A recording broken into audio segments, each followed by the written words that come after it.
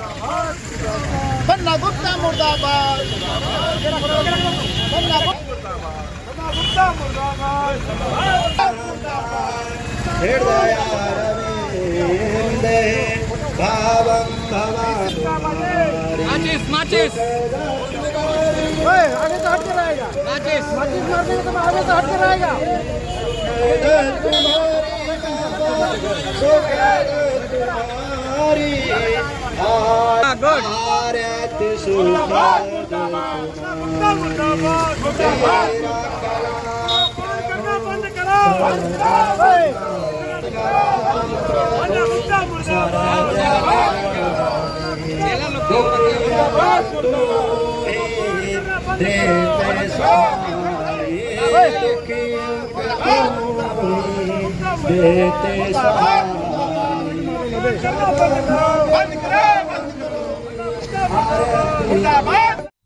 देखिए भाई साहब, इस देश में लोकतंत्र है, हर इंसान को विरोध करने का अधिकार है।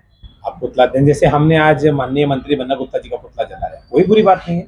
आप किसी का पुतला जलाइए, किसी को ट्वीट कीजिए, किसी को सुनाइए, बहुत कुछ होता है पार्लियामेंट में, बहुत कुछ होता है विधानसभा में होता है। पर मैं यही समझ रहा हूँ कि इस देश की आज़ादी से लेके अंग्रेजों से लेके मुगलों तक लोहा लेने का काम सिखों ने किया। उस सिख की पगड़ी, आज बिट्टू जी मंत्री हैं भाजपा के, ठीक है, पर वो सिख तो हैं भाई साहब। आप उसकी फोटो को जमीन पे बेच के पैरों से कुचल रहे हैं, वहां लोग उनको मना भी कर रहे हैं, उसके बावजूद भी वो इंसान खड़ा हुआ है। मुझे समझ में नहीं आ रहा कि वो एक जनप्रतिनिधि है, अपने आप को सबका बेटा कहते हैं। और अभी मैं कुछ देर पहले देख रहा हूँ, हमने पुतला दहन करने से मेरे ख्याल से 2-4 मिनट पहले मुझे ट्वीट दिखाया हमारे मित्रों ने, चंचल भाटिया जी ने, रिंकू जी ने, कि उसमें लिखा हुआ था कि कुछ असामाजिक तत्व, मतलब ये सिख जो है, जो आपको कल तक वोट देता था, आपके दुख सुख में खड़ा होता था, नगर कीर्तन में, गुरुकुल में, गुरुद्वारों में लंगर आपको साथ रखना, आपको सम्मानित करना, आज वो असामाजिक तत्व हो गए। आपने कभी आप विकास सिंह के घर पे अटैक करवा देते हो, कभी आप आजमल सिद्दीकी को जेल भिजवा देते हो, आफ्ताब सिद्दीकी को, कभी आप कुछ कर देते हो। मुझे समझ नहीं आ रहा कि मंत्री जी की बुद्धि भ्रष्ट हो चुकी है।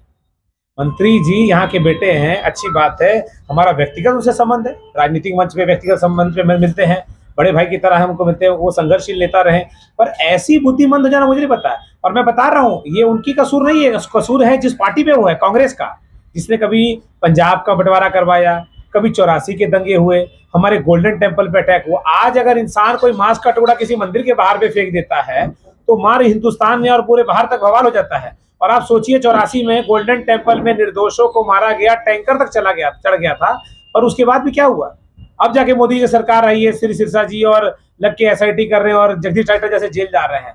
मैं खड़गे जी को, राहुल गांधी जी को और सोनिया गांधी जी को, और खासकर यहाँ के जो प्रदेश अध्यक्ष है वहां को, और इस राज्य के मुख्यमंत्री जिसकी सरकार में कैबिनेट में है, माननीय हेमंत सोरेन जी से कहते हैं, अगर बन्ना गुप्ता माफी नहीं मांगता है तो बन्ना गुप्ता को तुरंत बर्खास्त कीजिए। और अगर ये आंदोलन शुरुआत है, चिंगारी है, ये दिल्ली तक जाएगी चिंगारी, मैं आपको बता दे रहा हूँ, क्योंकि बात है कि रांची में हम गएंगे, हम कल परसों महामहिम से समय ले रहे हैं कि ऐसे मंत्री को जिसने पूरी सिख कौम की पगड़ी को तार तार किया है, उसको आप बर्खास्त कीजिए, नहीं तो सिख सड़कों में उतरेंगे। माननीय भगवान सिंह जी हमारे कोल्हान के अध्यक्ष हैं, हमारी सेंट्रल गुरुद्वारा कमेटी के चेयरमैन का अभी देहांत हो गया, मैं भी वहीं जा रहा हूँ, और सब लोग वहां चले गए और भगवान सिंह जी और सब टीम वहां नहीं आ सकी, नहीं तो सिखों आज दिखा देता कितना उग्र आंदोलन था। और ये अगर बन्ना गुप्ता जी अपनी कारनामे से बाज आ जाए, मैं कहता हूँ ये कोई वो नहीं है, इतिहास गवाह है कि जब जब सिखों से पंगा लिया किसी ने और सिखों को चुनौती दी है तो उसका मुंह तोड़ जवाब दिया है। हम मुट्ठी भर सिख ही, एक सिख 1.25 लाख के बराबर होता है, और आप देख लीजिए यहाँ पर कितने और सड़कों पे कितने उतरेंगे। माननीय मंत्री जी, आप जो ट्वीट करके और जो फेसबुक में और आपके जिला अध्यक्ष कहते हैं कि ये भाजपा का प्रोग्राम, मैं भाजपा का करता हूँ, क्या बुरी बात है? मैं हर पार्टी से हूं, पर यहाँ पर सिख के नाते बैठा हूं। आप सिखों की पगड़ी को तार तार कीजिएगा तो इसके लिए सिख आपको कभी माफ नहीं करेगा। और इतिहास गवाह है, जिसने जिससे हमसे टकराया, कहते हैं हमसे जो टकराएगा चूर चूर हो जाएगा, हम बर्दाश्त नहीं करेंगे।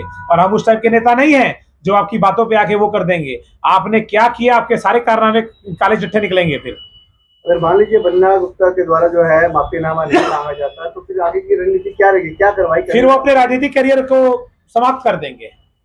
और संध्या वेले का टाइम है, सिख कह रहा है, सिखों ने हमेशा जिसके साथ खड़े हुए हैं, कंधे से कंधा मिला के खड़े हुए हैं, और अगर वो ऐसा करेंगे तो उसको अंजाम भुगतने के लिए तैयार हो जाए। ना मांगे माफी, माफी कोई बड़ी चीज नहीं होती है, इंसान माफी मांगना छोटा नहीं होता है, माफी देने वाला भी बहुत बड़ा होता है और माफी मांगने वाला भी बड़ा होता है। पर अगर उनको लगता है कि मैं अहंकार और गुरूर में हूं, मैं मंत्री हूं, तो कोई बात नहीं, ठीक है, वाहिगुरु है हमारा, वो देखेगा।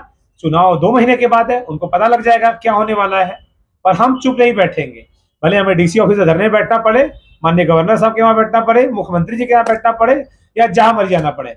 ऐसा इंसान जो सिखों की पगड़ी की कदर नहीं करता है, वो मैं उसको नहीं मानता और मैं उसको कदाई बर्दाश्त नहीं करूंगा।